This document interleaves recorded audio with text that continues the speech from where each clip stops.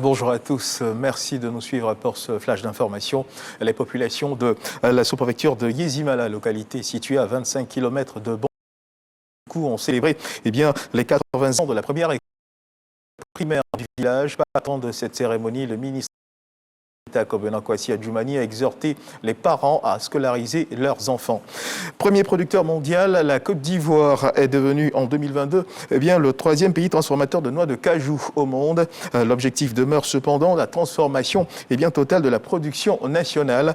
Pour l'atteinte de cet objectif, le Conseil Coton Anacarde sensibilise sur la chaîne de valeur du cajou. La commune de Cocody et ses femmes constituent la première étape de cette campagne nationale lancée le samedi dernier. Léon Brou. De nombreux lots du Conseil Coton Anacarde pour honorer ces femmes, gages de vie, d'éducation et d'amour. Une occasion pour sensibiliser les mamans de la commune et notamment celles de la locodrome de Cocody sur la chaîne des valeurs du cajou. Cibler les femmes, c'est cibler l'ensemble de la communauté. Parce qu'on dit souvent que les femmes représentent la moitié de l'humanité. Mais ce qu'on oublie de dire, c'est que l'autre moitié de l'humanité, c'est les femmes qui leur donnent la vie. Il s'agit pour nous, au moment où nous allons résolument à la transformation, de faire la promotion de la consommation locale afin que les Ivoiriens connaissent la noix de cajou. Au menu aussi, remise aux femmes de diplôme de fin de formation sur la transformation de la noix, exposition et dégustation des produits dérivés du cajou. De quoi montrer dans la filière les opportunités d'autonomisation de la femme.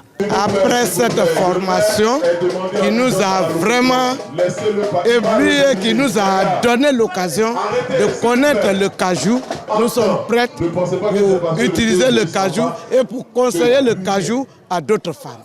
L'adhésion des mamans de Cocody à la démarche du Conseil Coton Anacarde, d'autant que celui-ci entend accompagner la création d'activités génératrices de revenus à base de cajou. Il s'agit de promouvoir la transformation locale du produit.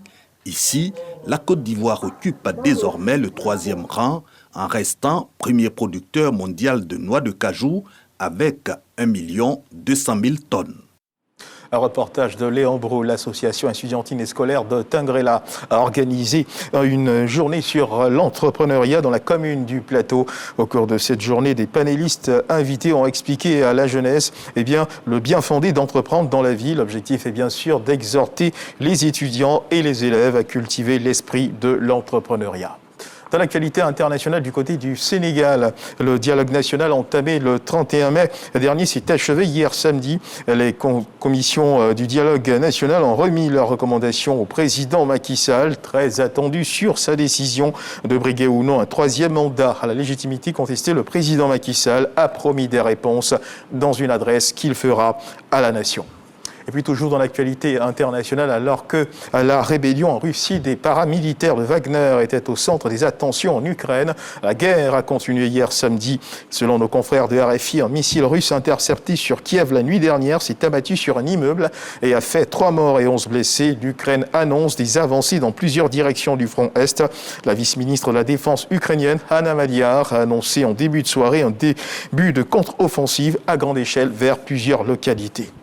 Et sachez également que dans le cadre de la mise en œuvre des instruments sous-régionaux relatifs à la coopération en matière de gestion des ressources halieutiques et aquacoles partagées par les pays situés au centre-ouest du golfe de Guinée, une décision a été prise en Conseil des ministres le 18 janvier 2023. Cette décision consiste bien sûr à la fermeture saisonnière annuelle de la pêche à partir du 1er juillet. Au magazine de 13h ce dimanche, nous recevrons le colonel Kojo Ayachi Alain, conseiller technique du ministre des Ressources animales et halieutique, Sidi Touré. Avec lui, nous parlerons bien sûr de la fermeture saisonnière annuelle des pêches marines. Quelles conséquences de ces fermetures sur les activités de pêche? Pour quels objectifs à atteindre? Ce sera dans le magazine à suivre donc à 13h. Merci de nous avoir suivis. Je vous retrouve à 13h pour le journal.